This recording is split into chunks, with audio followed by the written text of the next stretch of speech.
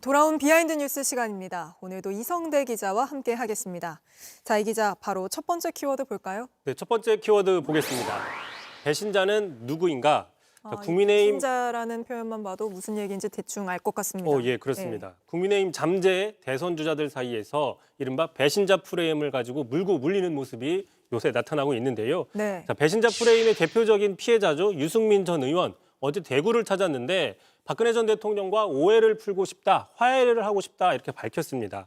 자, 박 전 대통령과 지난 정부에서 각을 세우고 또 탄핵에 앞장서서 찬성했기 때문에 그 자체에 대해서는 후회하진 않지만 그것 때문에 지난 10여 년간 자신의 발목을 잡았던 사실에 대해서는 좀 후회가 된다 이렇게 얘기를 했는데 들어보시죠.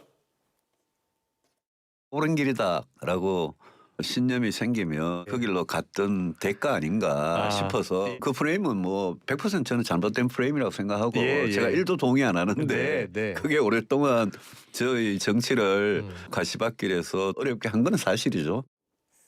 사실 유승민 전 의원도 어제 대구를 갔지만 한동훈 전 대표도 갔잖아요. 국민의힘에서는 이번 사실 불법 계엄 사태 이후로 배신자 프레임이 더 확산되는 모습 아닌가 싶은데 어떻습니까? 그렇습니다. 말씀하신 것처럼 어제였죠. 유승민 전 의원과 같이 대구를 방문한 한동훈 전 대표에게 저렇게 배신자라는 항의를 많이 했습니다. 앞장서서 계엄을 반대하고 또 탄핵에 찬성했던 것 때문에 윤 대통령 강성 지지층이나 극우 세력들 그리고 또 전한길 씨 같은 강사가 아니라 앞으로 언론인으로 불러야 될지도 모르는 저런 전 씨가 한동훈은 배신자다 이렇게 지금 얘기를 하면서 낙인을 찍고 있는 상황인 것이죠. 뿐만 아니라 당내 경쟁자죠. 홍준표 시장도 오늘 주어 없이 배신자 노래입니다 라면서 나훈아 노래를 띄웠습니다. 제가 찾아봤습니다. 나훈아 씨가 컴백을 하는지 컴백한다는 소식은 없었고요. 그래서 당내 누군가를 저격하는 게 아니냐 이렇게 분석을 해볼 수 있을 것 같고요. 심지어 한동훈 전 대표와 같이 탄핵에 찬성했던 안철수 의원도 한 전 대표의 배신자 프레임에 대해서 한 전 대표는 윤 대통령의 수혜를 많이 입은 사람이고 계엄 초반에 판단이 왔다 갔다 한 측면들이 있기 때문에 이런 비판을 받는 것이다라고 동조하는 입장을 보이기도 했습니다. 사실 국민의힘 안에서는 조기 대선을 대놓고 말을 못하고는 있지만 이미 경쟁자 견제용으로 이 배신자 프레임이 쓰이는 거 아닌가 이런 생각이 드네요.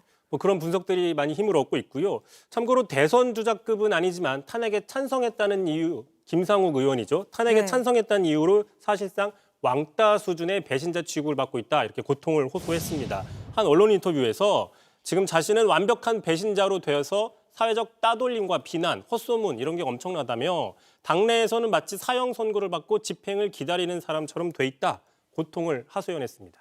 근데 이 배신자 프레임이 국민을 배신했다는 게 아니라 대통령을 배신했다는 거잖아요. 이게 선거 때 도움이 됩니까? 두고 봐야 될 것 같습니다. 알겠습니다. 바로 다음 이슈도 보죠. 자, 두 번째 이슈 바로 보겠습니다. 자, 개몽되면 보이는 것. 자, 어제였죠. 박성재 법무부 장관에 대한 탄핵 심판 변론이 있었는데 자, 눈에 띄는 인물이 나타났습니다. 잠깐 보면서 설명을 드리겠습니다.